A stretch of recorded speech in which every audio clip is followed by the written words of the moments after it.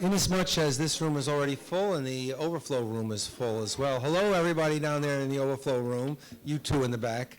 It's a great pleasure. Patrick's not going to be with us that long, so I'm not going to say that much. I'd rather listen to Patrick than listen to myself. So this is Patrick's, I don't know, at least his third visit to Rutgers, where he's giving a presentation of some sort or other, and it's always exciting. We in the philosophy department are particularly proud of Patrick because he got a Ph.D. in philosophy, which explains why he's the CEO of a major corporation. For those of you who are looking for an undergraduate major here at Rutgers, there's almost a direct route between our program and becoming CEO of a major corporation. You know, we philosophers, at least since Plato, talking about the philosopher king, have always wanted to take over. It's great to see that someone has actually succeeded where the rest of us only aspired. Patrick is simultaneously the most hated man on Wall Street, which I'll tell you something about, and the most beloved CEO in America. So he knows how to choose his enemies and friends. That was wise. He has spoken here at Rutgers in the past about the corruption or problems on Wall Street. He's not going to talk about the tax laws today, I presume, and he's not going to talk about vouchers, or maybe that will come up in passing. But he's a bold, innovative thinker. You know, when we're talking to our undergraduates in philosophy at Rutgers, we always say, you know, ask yourself first what you think, and then worry about what others have said afterwards. Patrick lives that philosophy, so it's a great honor, a great pleasure. Oh, it'd be remiss if I didn't thank the Burns seminar. There's a small connection. Patrick's father is Jack Burns, who's a patron of the Burns seminars, one of the great innovations at Rutgers under President McCormick's presidency, who's with us today. Welcome to President McCormick. And also the business school. I want to thank the business school for its support, particularly Dean Markowitz, and also the honors program. I lost track of the director. There he is, Professor Monty. And without further ado, I introduce you to Patrick Byrne. Thank you.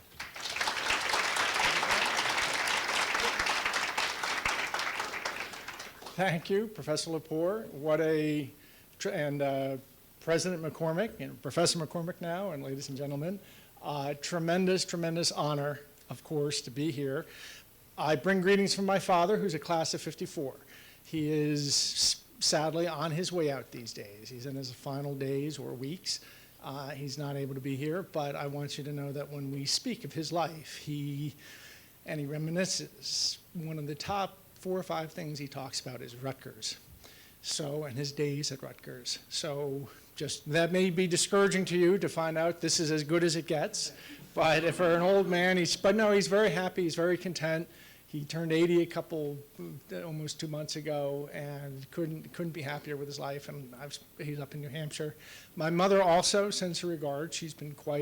She's really the charitable wing of the Byrne family, and she's intensely private. So she would she has discouraged me from saying anything more than that. But I do want to bring you their regards.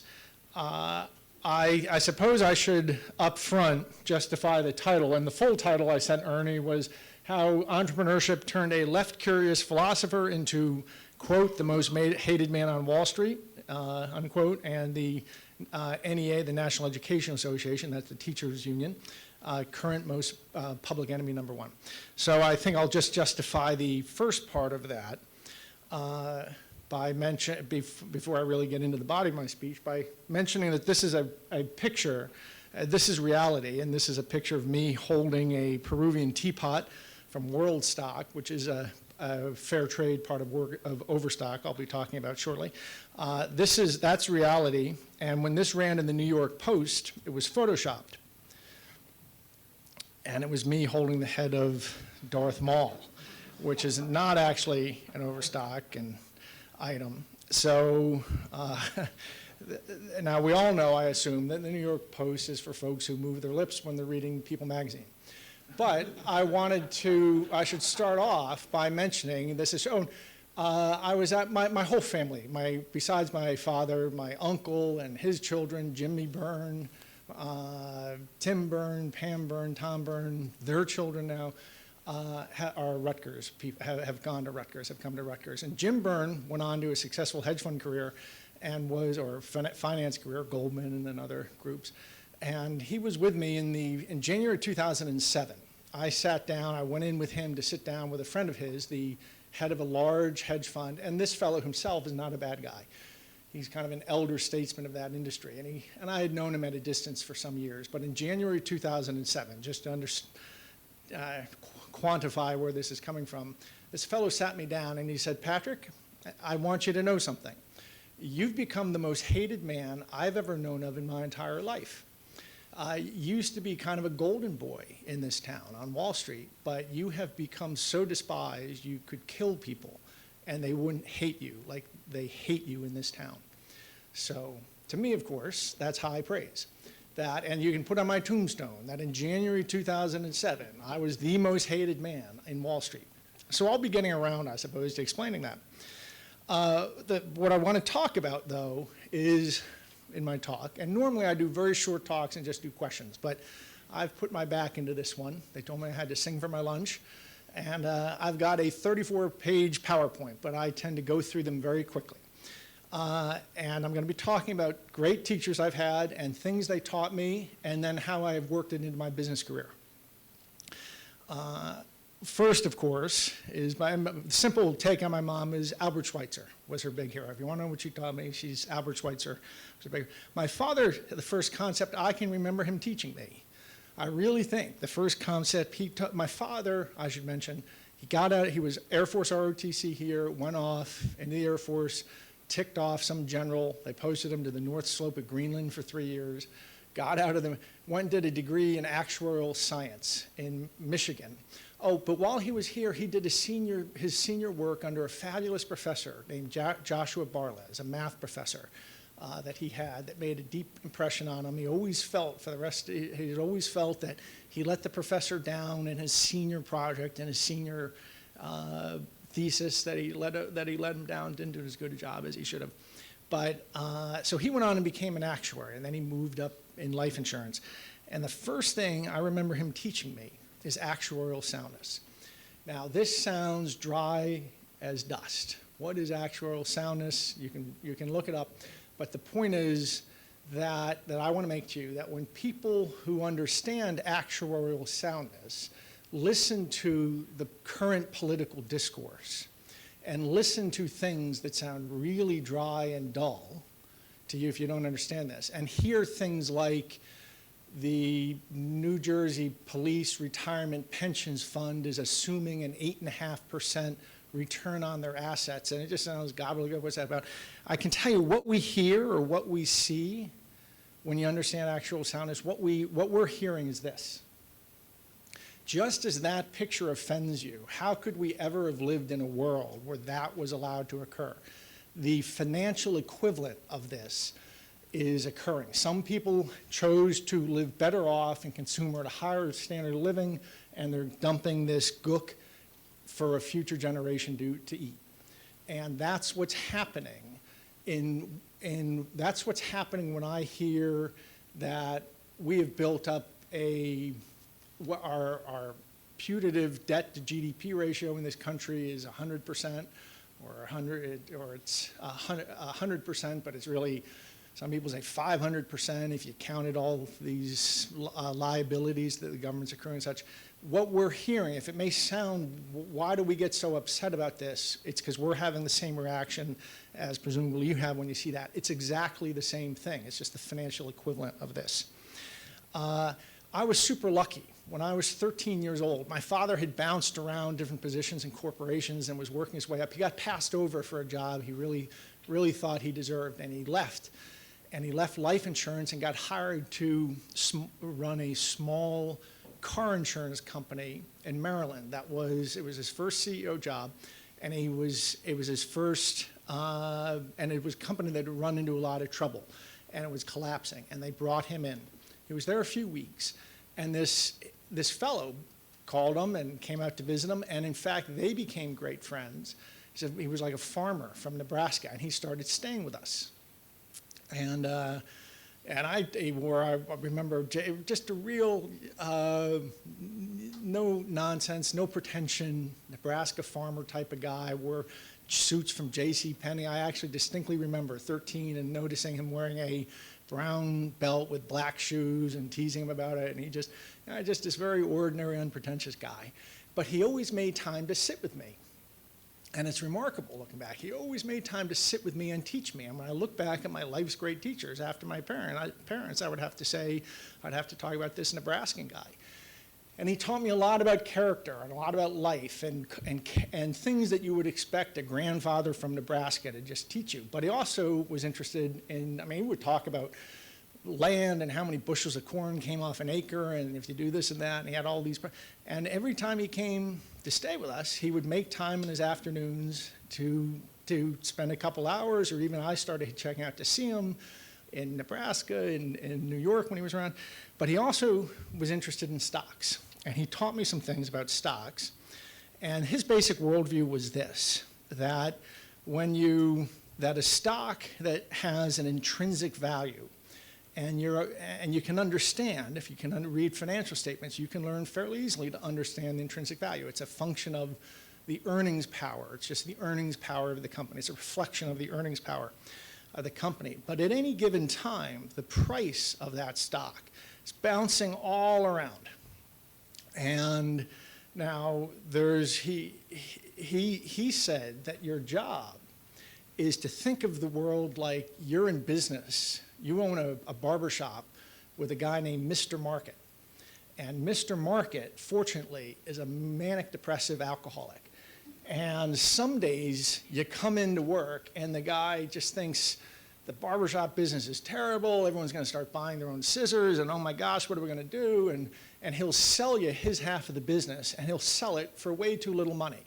But there are other days he comes in and he's manic, and he's thinking barbershop business is great, there's so many billion people, their hair is growing a quarter of an inch a week, we're always gonna have business.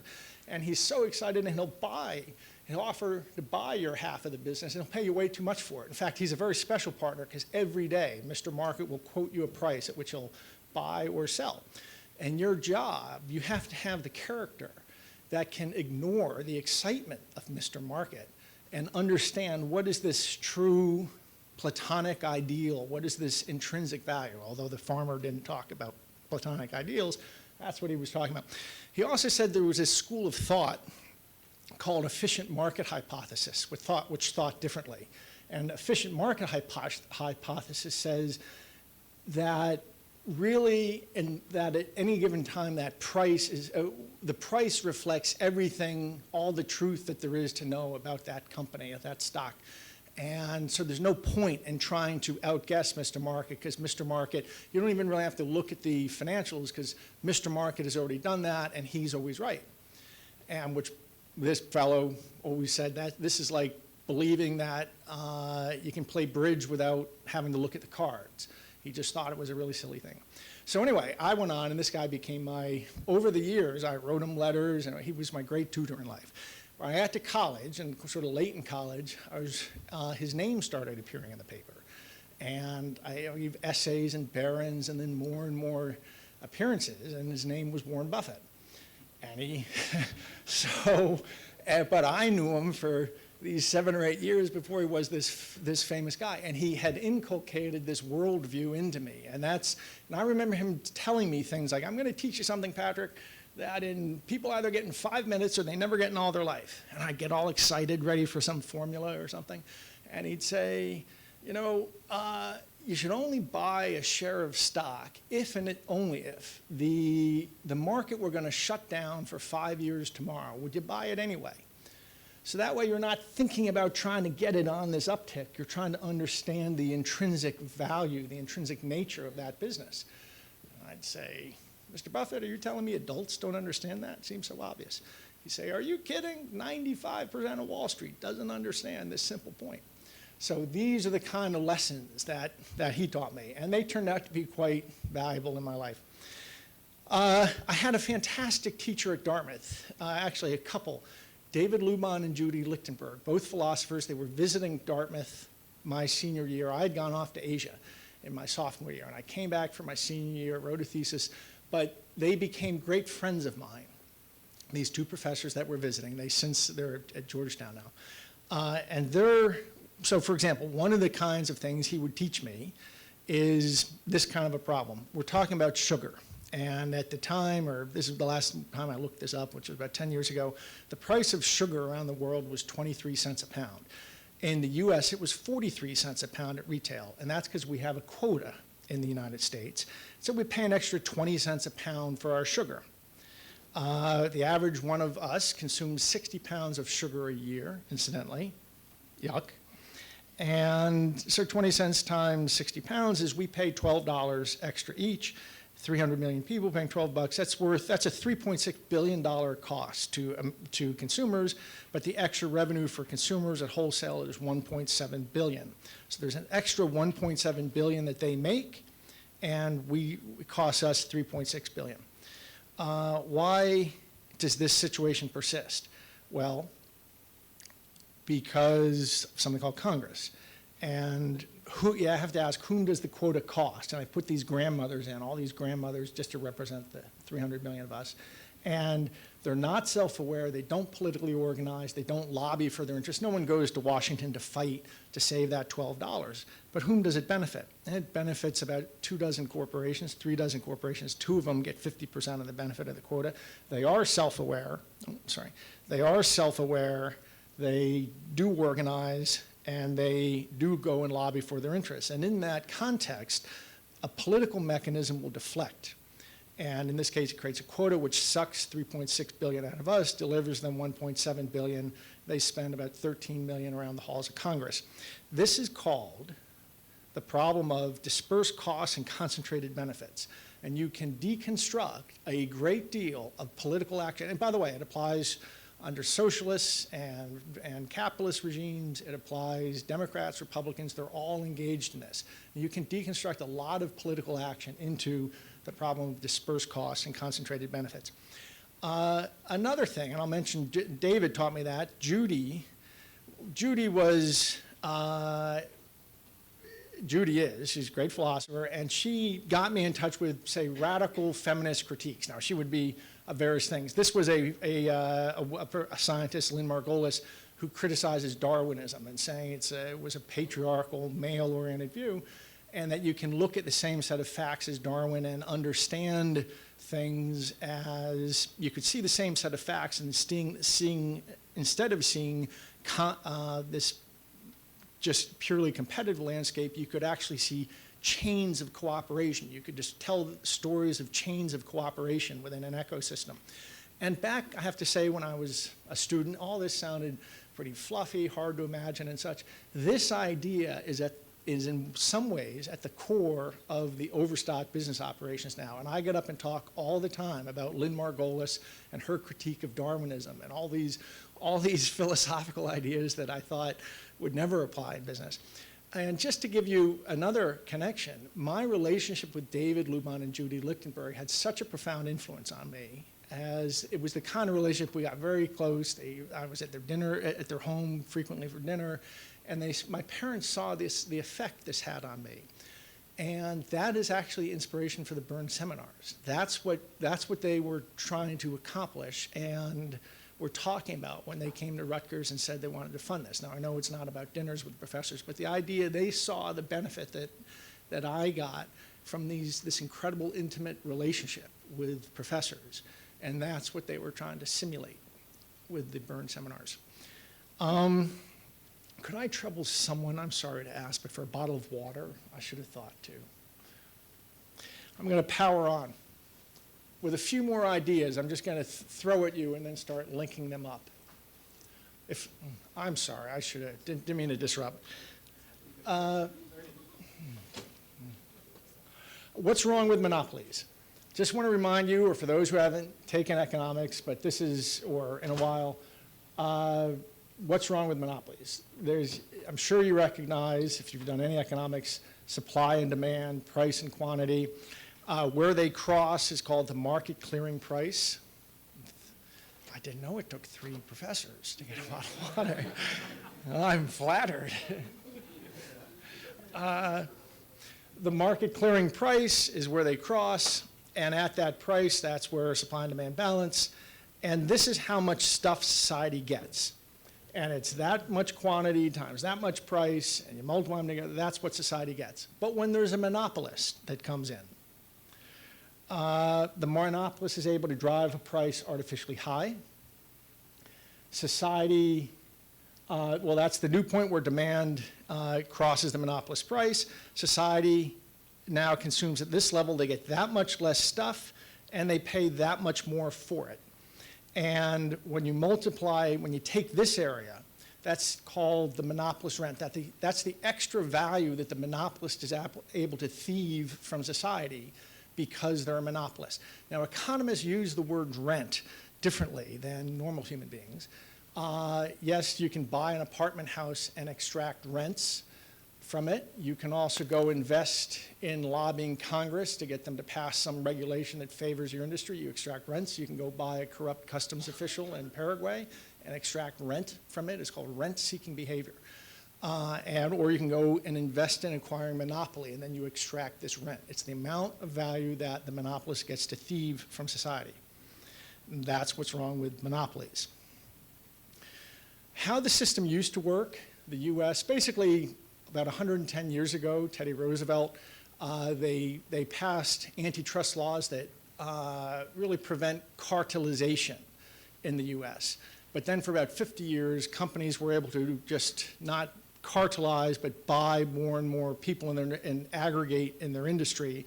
They passed laws against that, and that's what drove them to go into conglomerates. But corporations, for much of our history, have had one form or another of monopoly and have extracted rent from society. They've extracted more value than they actually would have in a competitive, under a true competitive market. They were able to share that with unions, and unions are just another type of monopoly. It's a corporation that has a monopoly.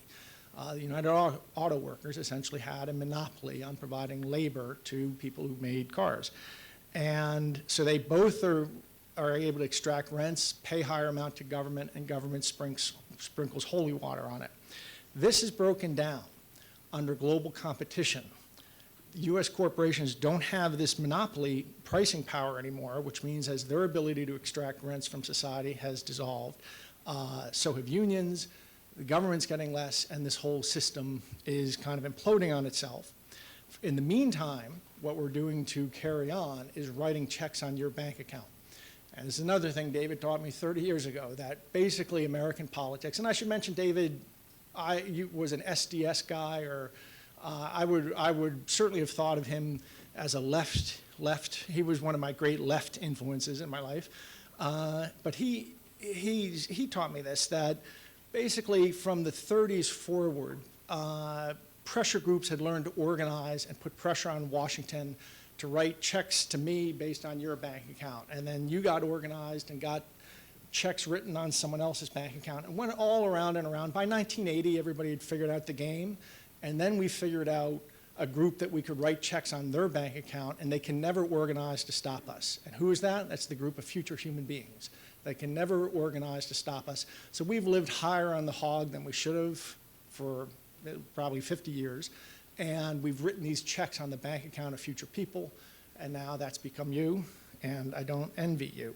So we've left this big actuarial mess that your generation is going to have to clean up. 2 years of development economics at Stanford, distilled. I studied under this fabulous teacher, Partha Dasgupta, who was kind of I put him in the same camp as Amartya Sen, if you're familiar with him, but I like him even more. And I did all the normal development economics, but I had also spent a lot of time in the developing world, or what was then called the third world, and I decided it came down to a few simple things. In fact, I read this paper that he gave me that was, they had done an experiment in India where you increase you take the control variable to be the weight of children in a family, which is a very good way to measure the well-being of a family or a village. You take that as that, you go and you increase the income of men, and you look for any increase in the weight of children, and you get nothing. You get, as this economist put it, an increase in consumption of alcohol, tobacco, and hookers. And they've documented this all. On the other hand, you go to an identical village or a similar village, you increase the income of women, and you immediately see this increase in the weight of children. So, and the same thing's been done in India and other places, Central Asia, Africa, Latin America. So, and there's reasons for that you can imagine. Women tend to invest calories, they bank them, so to speak, in their children, and that economics really came down to focusing on women and the income of women, education, especially for women, and rule of law, especially, in my view, around capital markets. Now, I'd come to all these conclusions in about 1990, and Partha was teaching me, even back then, that the World Bank, the IMF, are probably doing more harm than good. They do these big Stalinist, top-down projects, and build a dam somewhere and displace 3 villages and count it as a success. But the real development was going to come grassroots. And very early on, I had me reading about the Grameen Bank and Muhammad Yunus, and it's been so heartening to see, and I'd say the last 7 or 8 years, that whole, it seems the mindset has changed, and in the corridors of power, that development isn't going to be driven from the top down. It is a grassroots phenomenon now, and getting behind things like rule of law. Moving on, I wrestled, like so many of us in philosophy, with Rawls's problem, and I would say the Rawls conception is that, I'll mention here, I'm like my dad. I look back, I actually did really good coursework in my graduate program at Stanford, and I think I blew my dissertation, but they gave me a degree anyway. And I was trying to work through a problem, and I'll tell you, this is the problem. On the one side, that the fundamental problem Rawls is dealing with, and by the way, this actually was anticipated by Ken Arrow about 20 years earlier. He formulated it the same way. That basically, from social cooperation, we create this surplus that we wouldn't have if we just acted individually. We create this surplus, and then the question is how to define the appropriate distribution of the benefits and burdens of that social cooperation. That's the problem Rawls is trying to answer. But something came to trouble me about this, about this paradigm, and I'm not on a number of fronts, and we can go into it if you want in Q&A, but this paradigm began to really trouble me. For one thing, those benefits and burdens are already, there are some things that government can distribute that wouldn't exist without government. Congressional medals of honor, for example. But this treats all goods as if they are distributed by the post office. They're centrally distributed, and there can be some pattern from which we distribute these goods. And yet there are all kinds of goods that are not, that description seems forced. Love affairs. There is a distribution of love affairs, but it doesn't mean that somebody's distributing them. And it seems that that at the core of Rawls's work, to me, is this crack, that just because there is a distribution of something does not necessarily mean it is distributed by someone. There's another way to formulate the problem, and this comes from the public choice theory, Buchanan and Tulloch, and how they saw it is how shall the dividing line between collective action and private action be drawn? And that's, if you start with that as the question, you end up with quite a different answer than if you start from the Rawlsian. You can justify, this is calculus of consent, and it's sort of an economic approach to understanding or to devising a constitution. And you end up being able to justify a form of limited government, at the extreme, and they never talk about, and I don't like this person, but I see popular, she's back in the press, never saying Ayn Rand. And Ayn Rand's form is an extreme form of libertarianism that says any violence whatsoever, initiating violence is immoral, so you can't do it. A non-extreme form of libertarianism, say Milton Friedman's, would be, thank you so much. I'll put it here. Thank you. I'm sorry. You don't want me to repeat the last 10 minutes, I hope.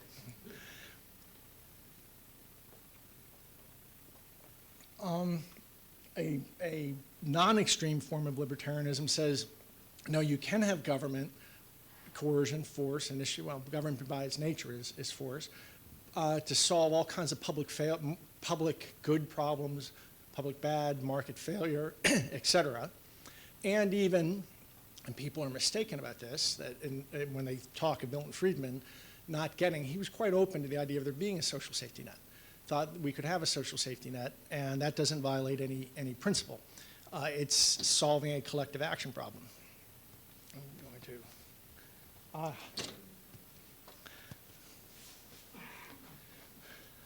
you didn't miss a thing, Ernie.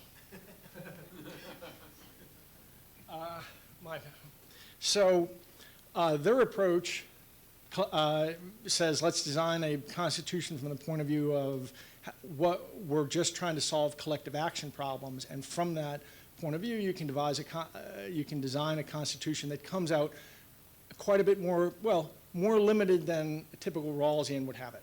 So that's how I really see the continuum, from the extreme libertarian position, which doesn't hold any appeal to me, to the Friedman-esque libertarianism, which does include the possibility of a social safety net. Now he did always say that we have to, at some point, the society will have to choose between immigration and a social safety net. You can't have a very abundant social safety net and open borders. You got to choose one. As a libertarian, I would go with open borders. But you might feel differently. And then the next step would be, say, a Rawlsian, the thick approach of Rawls. And people see, say, the Rawlsian conception of social justice, as he calls it, as opposed to, there's this natural attention between individualistic action, which some people see as greed, that is about greed versus compassion or something. I think that's a mistake. I think that there are these other objections to Rawlsianism, besides those from people who are simply greedy. One of them is the efficiency problem, that once the government by its nature is going to be less efficient, and because it doesn't, any bureaucracy, business or government has by its nature wants to expand, but government has soft budget constraints. As Jonas Kornai put it, and so it doesn't have a way of keeping itself from becoming expensive and bureaucratic. And also there's the Hayek problem, which is the road to serfdom, that as we build the government to provide us the social safety net and the things we want, that we're on the road to serfdom, that has a natural tendency to turn into some sort of authoritarian state. So there are these other objections to Rawlsianism made by people who are not just about greed, in my view. Here's the first good business idea of my life. I'm now switching to business. Mass supply chains. And I'm going to, hopefully, if you're following this, you'll see how this all ties together. Mass retail supply chains in America are optimized for three things: small number of goods, similar suppliers, a consolidated supplier base. But things spill out of the retail supply chain in small lots. Highly varied goods, dissimilar suppliers from a fragmented supplier base, and it's handled by some people called jobbers, who folks like you and I generally never meet. They tend to be bada bing, bada boom. I know the guy who knows a guy. I worked this deal. I got this deal going with Titleist, and they're going to ship me a truck of Polaroid cameras. And it doesn't work. Walmart doesn't want that. And so my basic idea was, let's build this supply chain that can handle these three constraints on the right, bring it all into a warehouse in Utah, put it on the internet. Now, in 1999, there was this thing called the dot-com bubble. And people were dropping out of business school and going to venture capitalists in Silicon Valley, and with a one-page business plan raising $40 million. And I thought, and blowing through it and getting $100 million the next month. And I had run a number of companies. I'd worked for Buffett. I'd done a bunch of my own things. I thought, I'm going to have no trouble raising money. I went out to Silicon Valley, and I presented this idea to 82 venture capitalists. And I was turned down by 82 venture capitalists. Then about a year, and so we got it started with our own money and friends, family, other people. We got it started, and then this wonderful thing happened, the dot-com bust. And as a bunch of companies went under, we discovered that the supply chain we had built to handle overstocks, there on the right, worked very well on liquidating bankrupt companies too. And in fact, Doonesbury, you've made it when Doonesbury does a series on you. Doonesbury did a series on myvulture.com. that was about a guy just like me doing exactly this. And we liquidated 18 companies in bankruptcy that had been funded by the same 82 guys who had turned me down for money. But I promise I'm much too mature to take any satisfaction from that. I was actually on, like, good ABC 2020 did a story about us, and they said, how do you feel about making money off other people's distress? And I said, well, Warren Buffett taught me the first rule of business is, if you're not going to kick a man when he's down, when are you going to kick him? So, anyway, so after 2.5 years of working really hard at this, I took my first vacation. I was motorcycling around Cambodia, and I had the second, and this is the most fun business idea of my life, which was I realized that artisan production around the world had exactly these same three qualities. And I consider it the single real light bulb moment of my life. Because in Cambodia, there's a lot of people who've lost arms and legs, and a lot of landmine survivors. And they get retrained doing pottery and weaving and silversmith and things like that. And I realized we can open a department within Overstock that'll just carry their goods, sell it at as little markup as we can to just cover the friction costs, make no profit off it, and keep these people employed. Two of my friends who have worked in this department, Rania Elton and Amina West, are here. They've been all over the world. I tell them they have every woman's dream job, travel and shop. But they've been all over the world for me, building this at various points. This has turned into, I believe, the largest fair trade organization in the world. We didn't even know there was something called fair trade. We just did it. Basically, we can triple the income of the people who are doing the work and still bring it to the American market at a great price. These are products that if they even came into the US would only sell at a very high price in a boutique. It's called Worldstock. It's within Overstock. We have sent $85 million back now to artisans around the world. And actually, when we have made profits, we've built schools. We've built 26 schools around the world, educating about 6,000 kids. We focus on women where possible. I mean, the emphasis. Now, actually, we got a prize about 4 or 5 years ago when Karzai of Afghanistan, who I'm not too fond of, but anyway, we'd become by 2006 the largest employer in Afghanistan. 1,500 people, 1,300 women, 1,300 of them women. So you didn't know. That's like saying I'm the Jack Welch of Afghanistan. Actually, then eventually that business kind of deteriorated due to all the corruption, and it got moved out to the refugee camps. But anyway, we've got 10,000 folks, 55 countries, artisans, artisan co-ops. We don't work with big organizations. We get right in and work with artisan groups. We've also started something called Main Street Revolution a couple of years ago, which is basically the same idea in the US, trying to find small 20-person shop or less companies that make things from candies and gift baskets to stools or whatever. We have a department in Overstock doing that as well. Here's my avocation, education. This is a federal document, the Condition of Education 2012. I'm just going to skip through quickly 3 Q&As that you should know about education. How much do we spend on it? How many kids are going? And what's that per student? Well, the answer is, if you go to that document, it's about $750 billion is what we're spending on K through 12 education. There's 50 million students in K through 12 schools. If you do the math, that comes to $15,000 per child. Where our results, that's higher than anyone in the OECD. It's 40% higher than the OECD average. Our results are basically at the bottom of the OECD, 21st to 25th, depending on what you look at, and there's 30 OECD countries. I think this is a disaster in the making for the United States. I think it's all about, as I said at the beginning, it's about building, it's education and capital markets. It's building human capital, which is education, and marrying it to financial capital, which in our case means Wall Street. So education and Wall Street are my hobbies, I guess. I think there is you should know that, and this is actually from the NEA, so I love quoting their own numbers back at them. There's 24.6 children in the average classroom. So you have $15,000 being spent per child in some, and 24.6 children. That's $367,000 is being spent in the average classroom. I've got the other facts. The average teacher makes about $47,000 in the US, and I'm talking K through 12.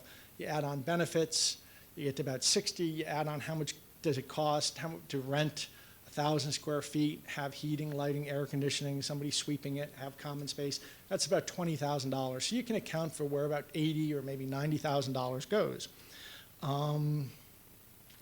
That leaves the question, where's the other $270,000 in the system going? And my belief is it's that. It's the monopolist rent.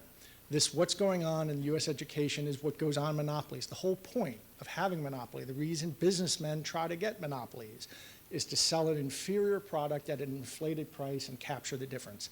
That monopolist rent I was showing you earlier. And that is what I believe has happened in our school system. The unions aren't the problem exclusively. I think of it as the guild, that behind the public high school that you're aware of, there's layers and layers, the district, the county, the state, the federal, and they're absorbing this huge amount of cost.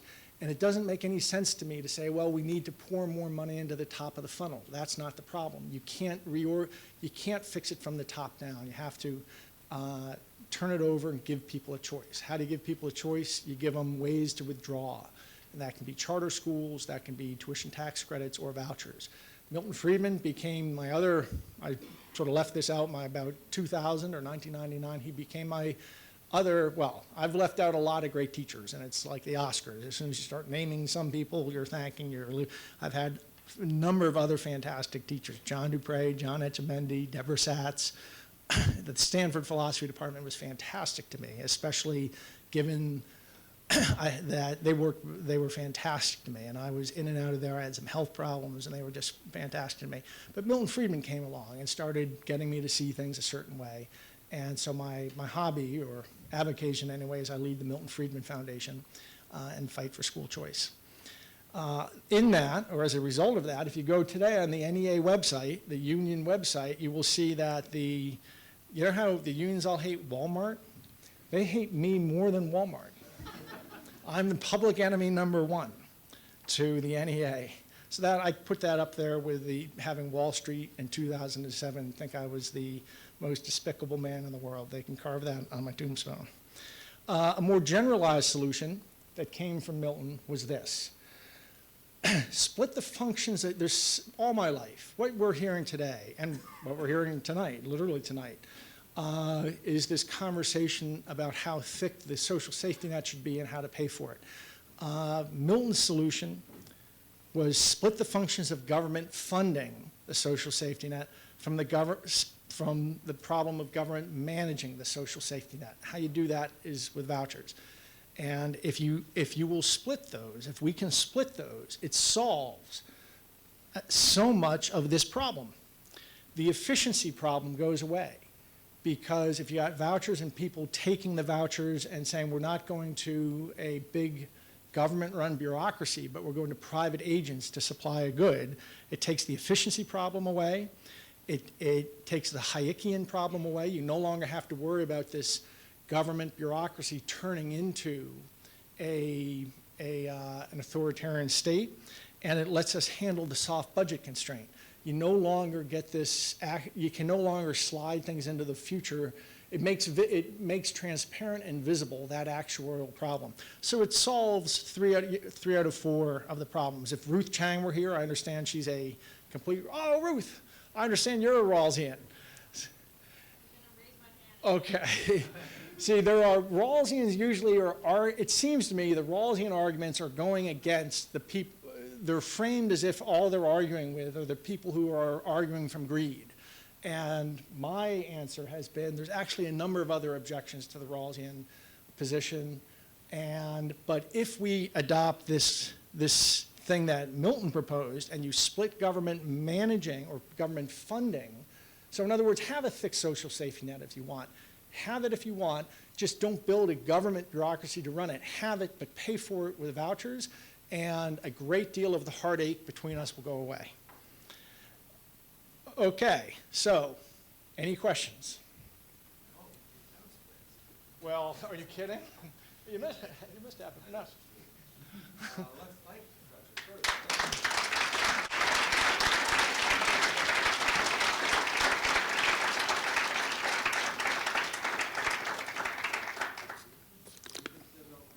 Okay, Ruth Chang, who was a colleague of mine as an undergraduate at Dartmouth, smarter, wicked smart. I think I asked her out and she turned me down, but don't worry, I don't have. Good to see you. So, I don't want to argue with you about how to use Rawls. I think Rawls could defy almost everything you actually said. But anyway, I want to ask you a kind of bigger, big question, which is, you said that philosophy training has helped you in your business life. Suppose,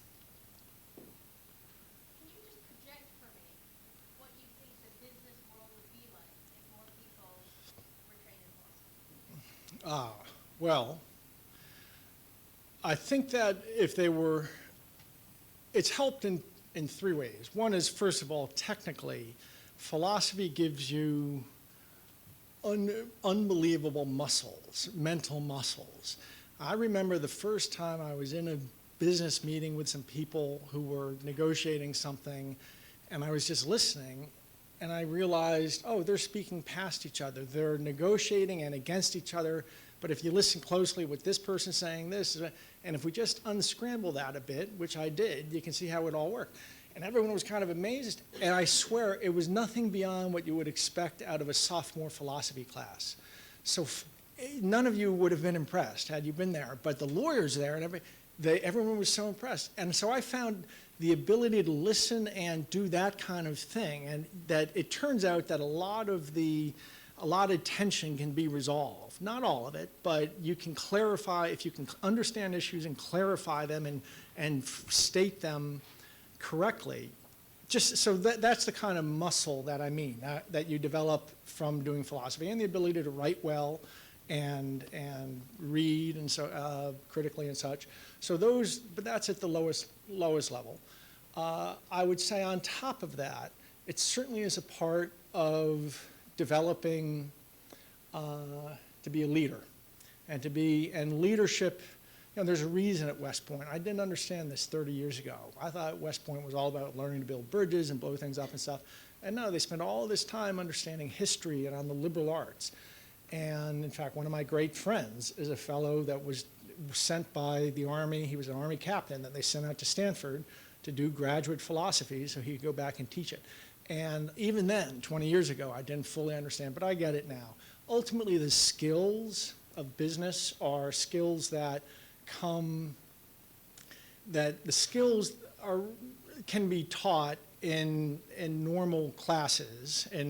Well, there's skills that can be acquired, let's just say, in a straightforward manner.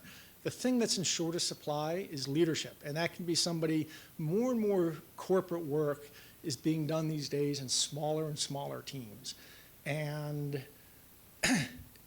if your picture of a corporation is like, you know, just that old-fashioned George Jetson, you know, bosses screaming at people, that's not how it works. It's teams. At Amazon and Google, they call it pizza teams. You don't want to have a team bigger than one large pizza can serve. And you're always trying to fragment work up in teams. Well, that means that if you want to succeed, you need people who can be good team leaders. Even a team of 6 people or 8 people is a hard team to lead. Your first step in being able to lead such a team is being able to be a good team member on such a team. That all comes to me through the study of the liberal arts. I would much rather, I mean, it's not even a close case for me, frankly, if somebody comes in. I mean, if we were hiring a job that's accounting, and a guy comes in with an accounting, or a woman, I mean, guy, gender neutral sense, but if somebody comes in with an accounting degree, that's great. But if we're talking about looking for those kind of people, I'm going to be looking for people who studied philosophy, history, literature.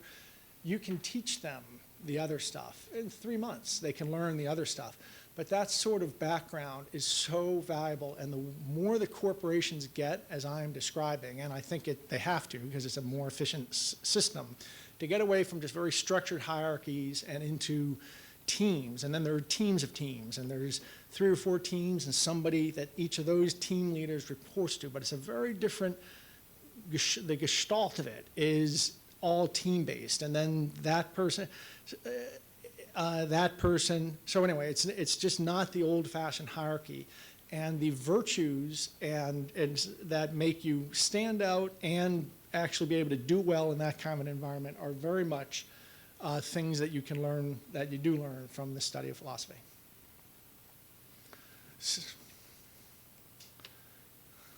Wait, there's one in the back. Let me take him first. Sir.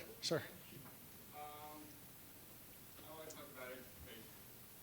Now, when Sloan and Kettering took their General Motors money and they wanted to do something for cancer patients, they didn't give them vouchers so they could go to any hospital they wanted. They put it into Rockefeller Memorial Hospital to sell better treatment for cancer. Now, there are today proven technologies to improve education performance. We're going begging because no one wants to put a penny into implementation.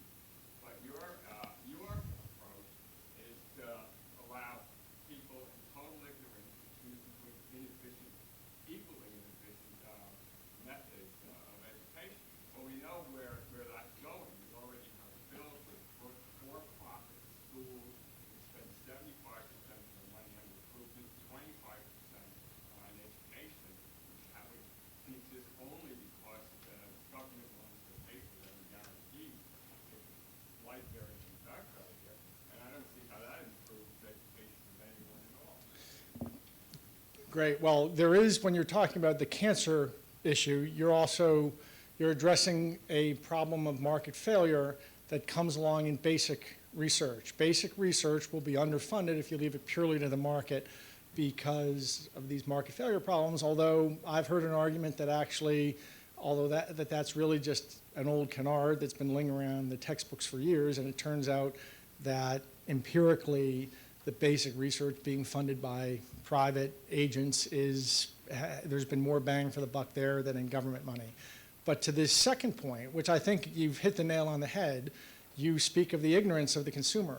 I don't think that individuals are ignorant. I think they're surprisingly non-ignorant. I think that if you give them a chance to make choices, now you have to have some labeling on the peas. You got to have, the FDA says your can of peas has to say what's in the can of peas. You give people a choice and let them go to which schools. The schools should have to say what their test score, have some labeling about some data, what the results are, what's going on, just some standardized so the consumer can choose among them. But given that, I've actually been overwhelmingly of the opinion, and I'm not saying I've spent a whole lot of time in inner cities, but I've spent some time in inner cities. And I'm always amazed, and not just inner cities, low-income people, the mothers know what has to be done. They know that education for their children is the way out for them, for their family, et cetera. So I just would attack your hypothesis, sir, and say I don't think that the mothers and the children, well, I don't know about the children, but I don't think mothers who are generally the decision maker are so ignorant. Sir? Hi, I'm a lawyer of business ethicist, so I'm personally violently in sympathy with your case with Professor Chang and the liberal arts people. But let me play Jack Welch and sort of say, hey, I'm just an engineer. I get you want all these liberal arts folks. But, when I'm thinking about the people that come in, I'm thinking that all these smart boys and girls from philosophy and poli-sci and all these subjects, they're just so full of their understandings or misunderstandings of the difference principle, and they don't really like business and success. And I just think I'm going to keep on hiring engineers. Thank you very much, Mr. Byrne. What do you say to Jack? I would say, Jack, you got to salt it. You want to salt it. Yes, you probably put too many philosophers in a room, and maybe they get caught up in their underwear, and you never know. You have to have, I think that you salt it with both. And we have both. We have the mathematicians and the quants and the engineers. We have all them, but you have to, oh my gosh, you got the yeast that you're putting into that is the liberal arts people.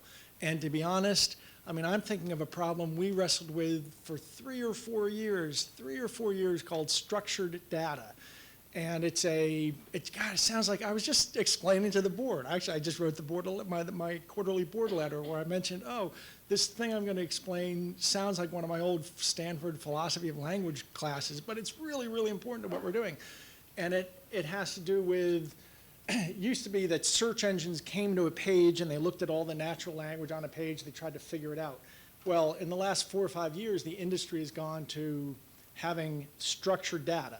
And that says, instead of thinking of my men's Seiko watch as a spot on a tree, like think of it biological classification, is it the trunk is the watch, the branch is men's watch, the twig is Seiko. Well, what if something is a chronograph? Do I put it on the twig that is the chronograph or the twig that is Seiko? And all these kind of, so that kind of classification, which is how classification of data, which is how our industry ran for a long time, has in the last 5 years switched to this new way of seeing things. And it says basically think of everything as an object with attributes. And there's an attribute of being a watch. There's an attribute of being for men. There's an attribute of being a chronograph, a Seiko, having a metal band instead of a leather band, being priced between 2 and 3. These are all just attributes. They're not mutually exclusive. Well, the guy who figured that out for us is a liberal arts fellow from Dartmouth who came, wonderful fellow, and we'd been sort of chasing our tail on that for 3 years, and to be honest, our computer scientists, our data guys, our engineers had been chasing their tail on this, and it's this liberal arts fellow who came out and kind of strange guy, had to bury himself for about 6 months and figure out the 12, it turns out to be 1,200 attributes by which you can describe every product, or every object in existence. But it took a person who could think that way rather than, you got to back them up with 10 or 15 software developers and those kind of folk. But so that's why they're valuable. Thanks, I'll take it back to Jim. Okay. Yes, sir. And then I'll go. The Milton Friedman, government funding versus government management. Do you think there are any examples where government both funds and manages and does a good job? Well, I have great respect for our military.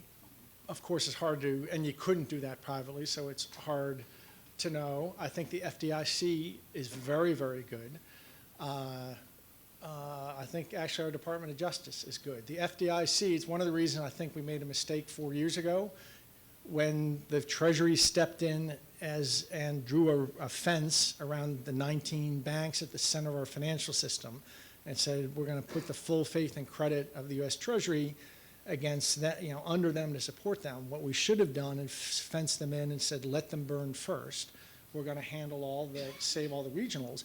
And the FDIC has a remarkable history of being able to step in on a Friday afternoon, take a bank over on a Friday afternoon, close it for business. It opens up Monday morning, cleaned up. It's been split into two. They've done it back in the S&L crisis, which some of us remember from 22 years ago, when the savings and loan industry got wiped out. And the FDIC, it actually started under Reagan, then under Bush, the FDIC started going into banks Friday afternoons, shutting them down, opening them up. Sometimes they missed a few days. They'd open them up, restructured, cleaned up. And so they've got a bunch of businessmen and women in the FDIC. And that's exactly what we did 22 years ago is what we should have done 4 years ago. And in part, I say that because I think the FDIC is so good. So notice in those examples, it's very different than public education, in which we have a fierce tradition of local control. Although the federal role in education has certainly gotten much bigger under George Bush, the second Bush, it's still small compared to a lot of the countries that we're comparing ourselves to. Not all, but in the countries that we don't seem to do as well against in terms of the national test that you referred to, most of those have a countrywide system of education. Would you be in favor of that then? I don't think so. No. Right. So it's hard for us to be coherent in education when we have some states, for example, not believing in teaching evolution. That's always the one they bring up. I think it's not a bad example, is it? Well, I heard that posed to to Milton and Rose once. And by the way, Milton went here. For those of you who don't know, Milton was a Rutgers graduate, and he also spoke very fondly of it. But Rose was a real firebrand, and she just said, look, this country can survive a few madrasas. We'll have a few madrasas. Let there be a few madrasas.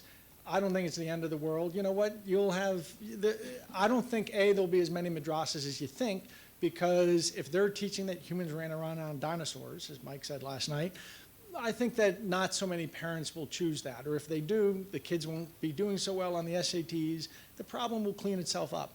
But ultimately, I think this country can survive a few madrasas.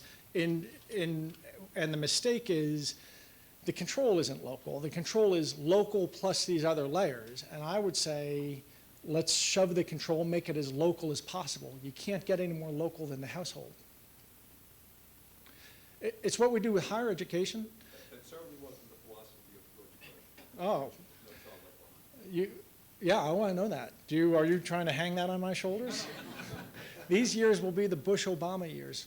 Bush is Obama light. There's no love lost between libertarians, and I'm a small L libertarian, not a Republican. Ma'am. You briefly mentioned this philosopher Ayn Rand and how it's a little bit too extreme for you. So I was wondering what most people worship about the defilement of libertarianism. From your point of view, why are they too extreme? Well, good question. Glad no one's ever asked me that. I can give you both on style and substance. On the substance, it reminds me of, she went to these great lengths to build her philosophy from the very ground up of her metaphysics.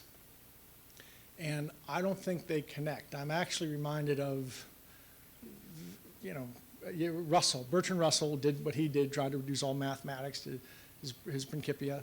And then Gödel comes along and says, well, that's not the Gödel incompleteness theorem. And someone asked Wittgenstein, there's a lot of name dropping in this answer, sorry, but it's a great joke. Somebody asked Wittgenstein, what did he think of Kurt Gödel's work? And Wittgenstein said that, how do you put it, in mathematics, mathematics rests on the foundation of mathematics in the same way that in a painting of a lighthouse on a cliff, the lighthouse can be said to be resting on the cliff. And you can go erase the cliff, and the lighthouse is still there. So similarly, I think that the connections, and it's a very, first of all, her metaphysics are wrong. Her metaphysics are this Aristotelian, she really tries to reduce her political philosophy to a metaphysics about either or, and so, well, that was, if you've ever studied quantum physics, that's just not how reality is actually structured at the lowest level. And so I just think her metaphysics are wrong. In addition, she's tendentious. She reduces everything, or she makes it all about greed. Greed is good, so on and so forth. That's quite different than, she embraces it. I just don't like how tendentious she is as a matter of style.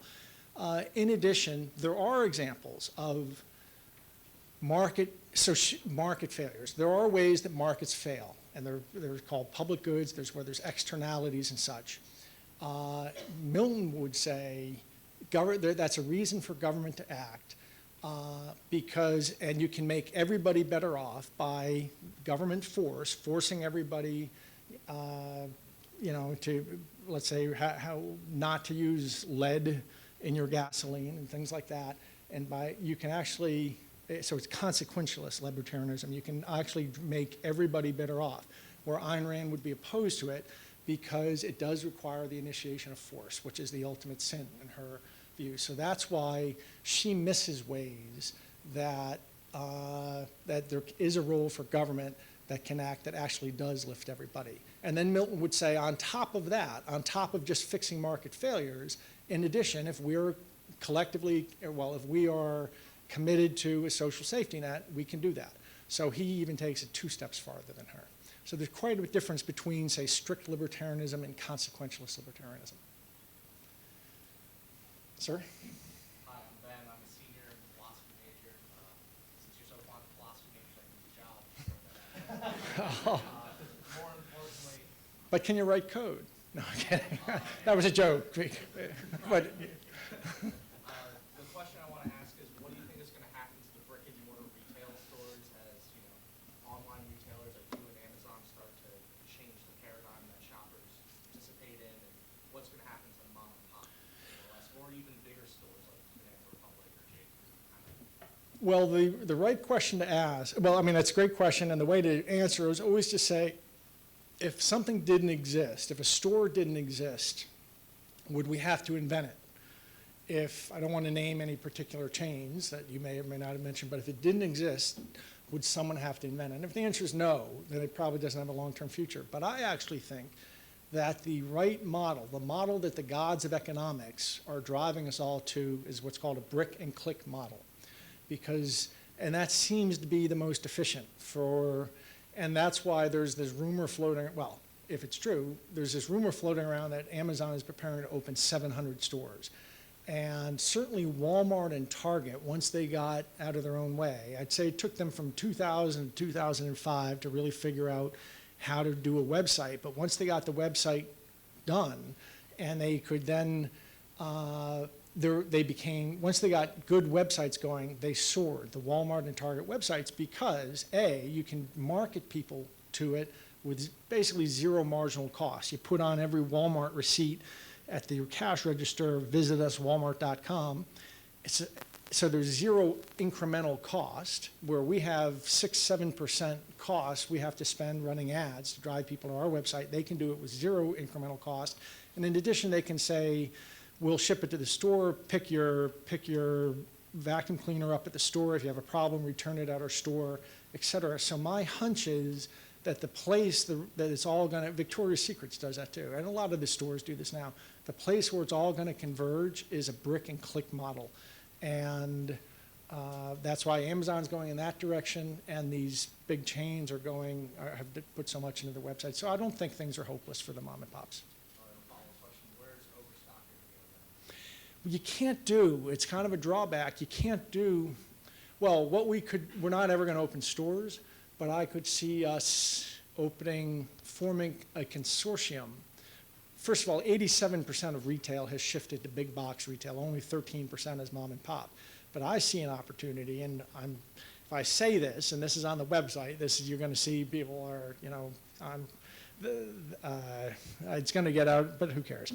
I think that there's an opportunity for us to form consortiums, or a consortium with mom and pops who want to basically have with us a synthetic version of that Walmart model I just described. It will be both good for them and good for us. The nature of liquidation is it doesn't work en masse. Walmart only wants something if they get 200,000. They don't want to get 200 vacuum cleaners. It doesn't work in that supply chain. So we get that, but we can't really, it doesn't really work.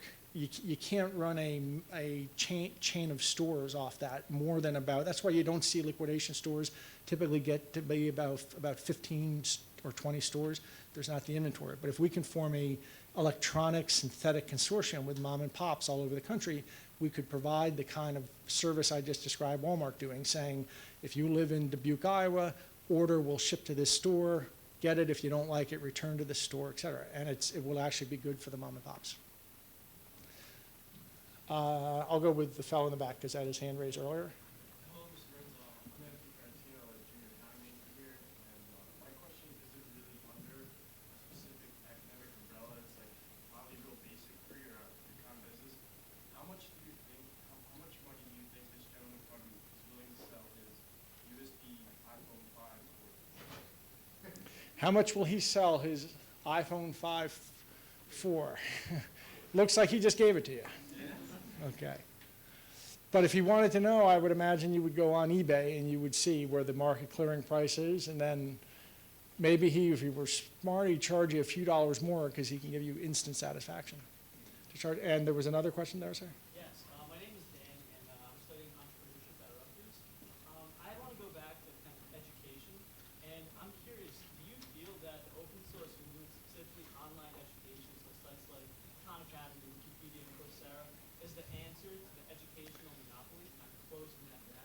How do you feel about that? That's a great question. I actually stay somewhat agnostic. I love the open education movement and online, but I'm agnostic about I'm agnostic.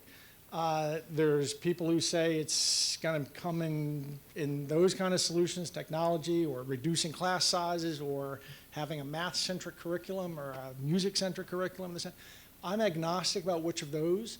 I just don't think that the system can find the correct solutions as long as it's organized from the top down. But if you give the consumers the choice, you will see innovation like there's never been. I mean, really, education now in the last 10 years, there is thankfully some innovation, but it's ultimately organized generally like it was 150 years ago. And if you gave people a choice and let the market work, you'd have a real flowering of all kinds of different solutions, and the better ones would rise to the top. Okay, cut it off. I'm getting hooked. Thank you.